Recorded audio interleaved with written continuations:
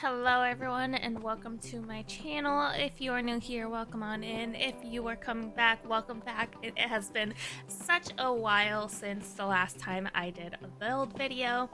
But lately I was feeling uninspired in my valley since this is my third valley and trying to redecorate. But since we got this new time bending piece, I have been feeling a little inspired in making a CandyLand road where it will host Vanellope's house as well as the ice cream house that we got from the premium shop a few weeks ago.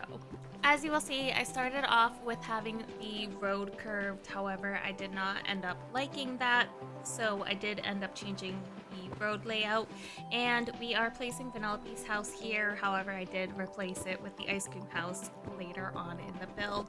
There's a couple things that I did change throughout this build, and I really just wanted this to be a low edited video so that way you knew exactly what was going on in my head when I build, so you get kind of a real life process as to what it's like to build for me.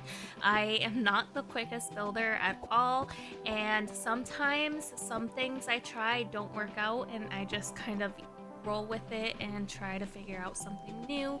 And I wanted to really showcase a video that was a little bit more true as to what it is like for building.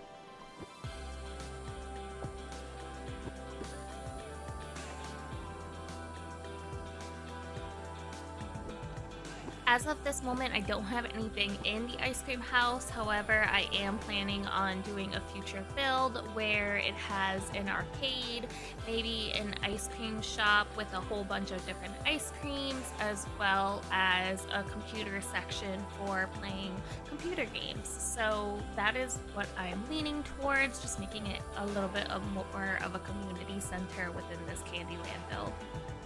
I also rarely use the lollipops and the candy cane trees because my character tends to get stuck on the candy cane branches, and so my thought process for utilizing these trees was to stick them in corners out of the way, so that way when I am zooming around my valley I don't get caught on them, because one of the main things that I want in my valley is the freedom to roam around without having little minor inconveniences, especially when I have to do the coin game.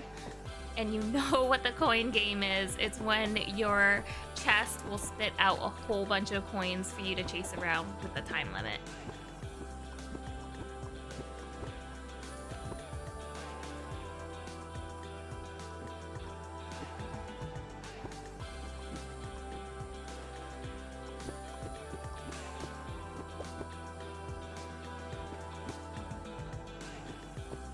One thing I will advise while you're building is to figure out what are the angles that you want to take pictures in. Now I know that the road goes directly into a dead end into the wall, however for the angle of photos that I wanted to take for this build, you wouldn't really see the wall unless I moved a little closer to the sign for the photos. So it just gives off the illusion that the road continues down the way.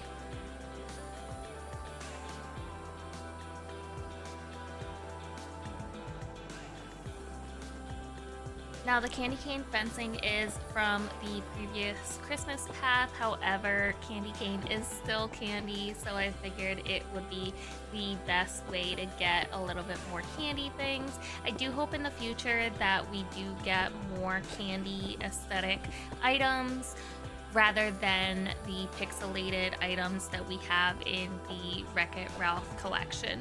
The new popsicle bench is perfect for a CandyLand build because where do you get popsicles from? Ice cream! And so I thought it would fit in super well. One of the things that I typically will have the worst time with is foliage because I don't really get to work with it a lot or making a lot of natural style builds. I tend to fall more under it's easier to make city style builds or even like neighborhoods, and that is usually where my comfort zone lies. So typically I will usually use foliage only for places that I don't want things to spawn in, such as behind the fencing. Now we are going to start making the game zone area. There has been a lot of creators that typically will make an arcade zone. So for the placement of my items, I really was just kind of going with the flow, and it just happened to completely fit. And I don't know how I got the spacing correct the very first time.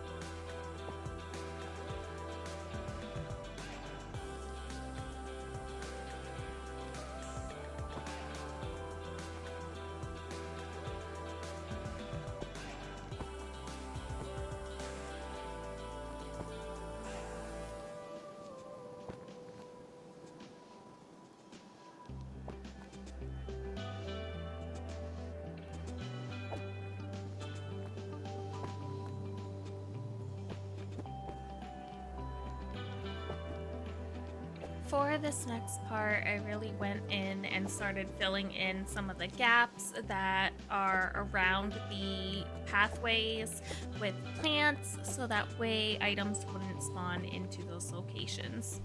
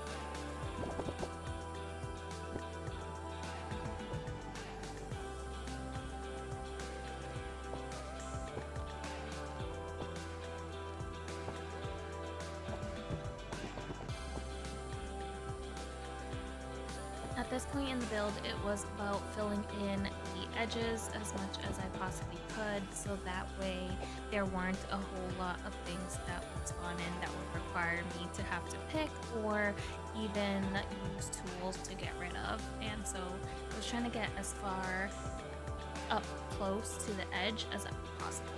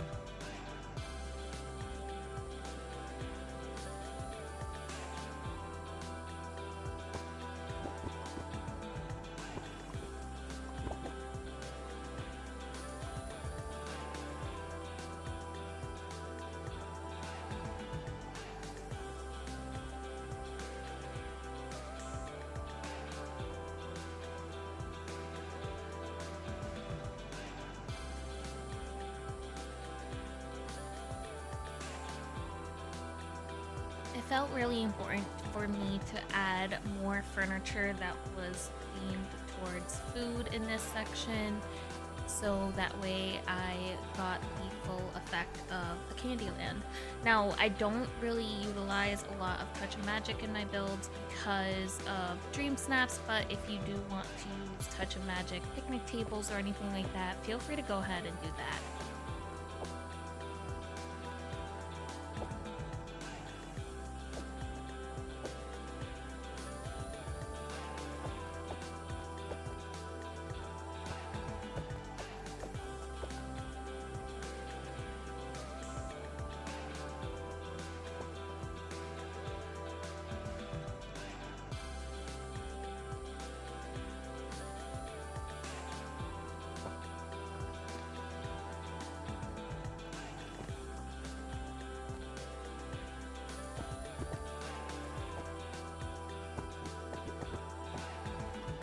As I put the finishing touches to this build, I really hope you guys enjoyed this one as much as I did.